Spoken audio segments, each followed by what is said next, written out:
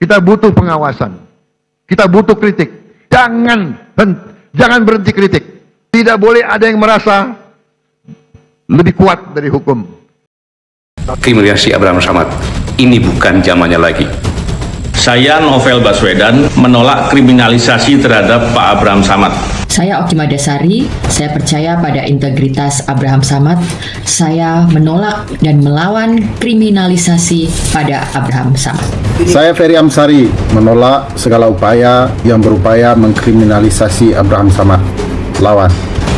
Saya Muhammad Said Didu cukup sedih mendengarkan pemanggilan Abraham Samad oleh polisi dalam rangka pemeriksaan terkait dengan kasus ijazah palsu Joko Widodo. Saya berharap dan saya minta jangan sampai ada kriminalisasi kepada siapapun terhadap keinginan masyarakat untuk mengetahui kebenaran ijazah asli Joko Widodo. Saya Muhammad Busra Muqaddas, akademisi dan aktivis hak asasi manusia, demi untuk tegaknya wibawa negara hukum, demokrasi, dan menjaga martabat Polri, seharusnya upaya kriminalisasi terhadap Abraham Samad segera dihentikan. Hukum harus ditegakkan secara objektif dan profesional. Oleh sebab itu, saya menolak jika Abraham Samad dikriminalisasi. Saya Ikrar Nusa Bakti, mantan peneliti LIPI dan juga Duta Besar RI di Tunisia, menolak kriminalisasi mantan Ketua KPK Abraham Samad. Saya Sulistiowati Irianto, akademisi, menolak kriminalisasi terhadap Abraham Samad.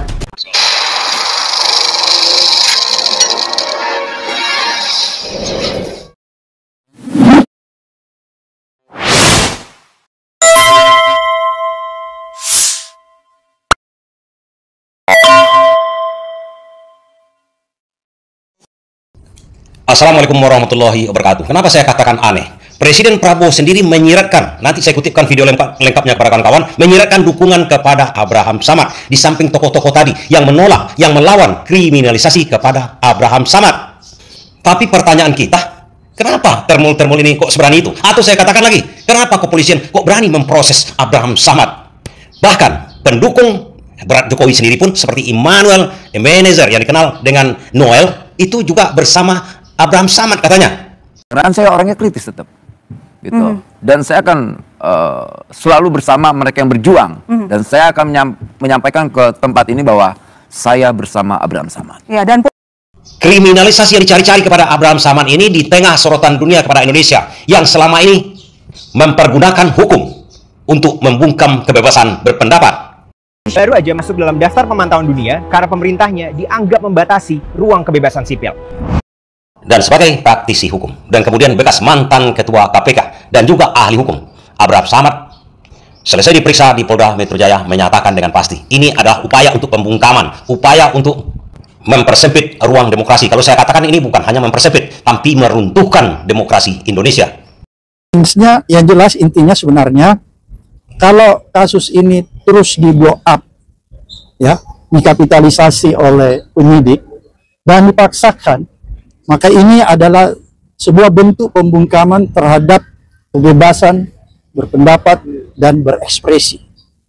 Ini bukan bicara tentang saya, tapi berbicara tentang nasib kalian para media dan para YouTuber. Karena kalau ini terus dibiarkan tanpa ada perlawanan, maka saya khawatir orang-orang tidak lagi berani memberitakan hal-hal yang sifatnya mengandung pelurusan sebuah perkara. Orang tidak berani lagi memberitakan hal-hal yang seharusnya diungkap kepada publik agar itu menjadi pelajaran berharga bagi kita semua. Oleh karena itu, ini menjadi pelajaran yang sangat berharga buat teman-teman seluruh insan pers. Jadi kita tidak berbicara tentang Abraham Samad, tapi kita berbicara tentang ada upaya untuk membungkam, ya, kebebasan berpendapat, kebebasan berekspresi, dan sikap kritis dari masyarakat sipil, dan sekaligus mempersempit ruang demokrasi. Ini yang paling berbahaya.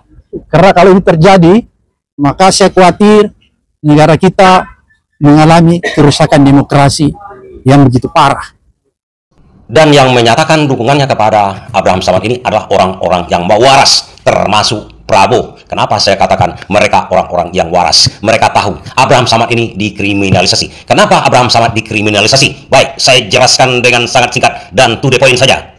Pertama, ijazahnya Jokowi itu belum tahu palsu atau aslinya. Belum ada kekuatan hukum yang tetap. Belum ada keputusan pengadilan. Sudah dibuat pengaduan kepada Roy Suryo dan Rismon Sianipar dan kawan-kawannya di Polda Metro Jaya bahwa mereka mencemarkan nama baik Jokowi karena menuduh Jokowi mempunyai ijazah palsu yang belum dibuktikan sampai keputusan yang tetap yang ingkrah di pengadilan. Kemudian Abraham Samad hanya karena podcast dengan Rismon Sianipar dan Roy Suryo, akhirnya dia dikadukan oleh orang yang bukan pula oleh Jokowi, tapi orang-orang dekatnya Jokowi yang ingin menumpang gelap di situ, yang ingin mengkriminalisasi Abraham Samad saja.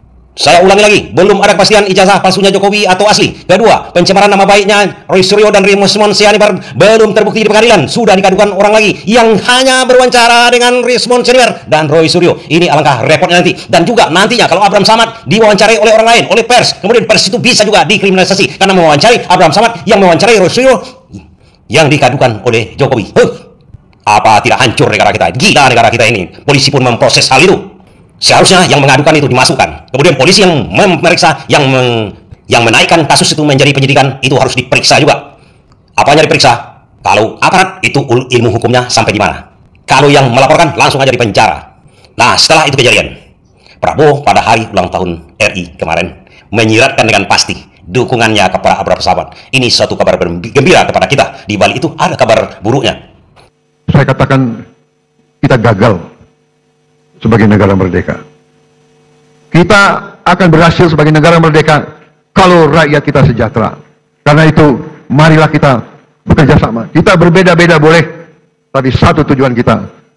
Silakan yang berada di luar pemerintah tidak ada masalah. Terima kasih. Kita butuh koreksi. Kita butuh pengawasan. Kita butuh kritik. Walaupun kadang-kadang kritik itu menyesakkan juga itu. Tapi nggak ada masalah. Jangan berhenti kritik. Saya juga minta dari koalisi kita tetap di dalam koalisi harus berani mengawasi, harus berani koreksi. Ya. Tidak boleh ada yang merasa lebih kuat dari hukum. Tidak boleh ada yang merasa tidak dapat diatur, tidak dapat diperiksa. Kabar buruknya adalah begini kawan-kawan, DPR ini kemana aja? Sudah sedemikian lama masalah ijazah palsunya ini, dan mereka dipilih oleh rakyat yang sekarang bergaduh masalah ijazah palsunya. Kenapa mereka tidak ikut serta menyelesaikan masalah ini? Padahal mereka bisa duduk di situ karena dipilih oleh rakyat yang sedang bergaduh ini, yang sekarang lagi berperkara masalah ijazah palsu Jokowi, sehingga merembet-rembet sampai ke Abraham Samad. Kedua, kabar buruknya, Prabowo kalau sudah mengerti hal ini, kenapa tidak memecat Kapolri misalnya? Atau tanya ke Baris Krim itu, bukankah itu anak buahnya Prabowo semua? Pertanyaan kita, apakah ini hanya sekedar omong-omong seperti dia mengatakan akan memberlakukan undang-undang perampasan aset, akan mengejar koruptor ke antara ketiga? Tapi minimal di sini, Prabowo sepertinya mendukung Abraham Samad. Dan siap-siap termul dan kurat. Ya, terima kasih.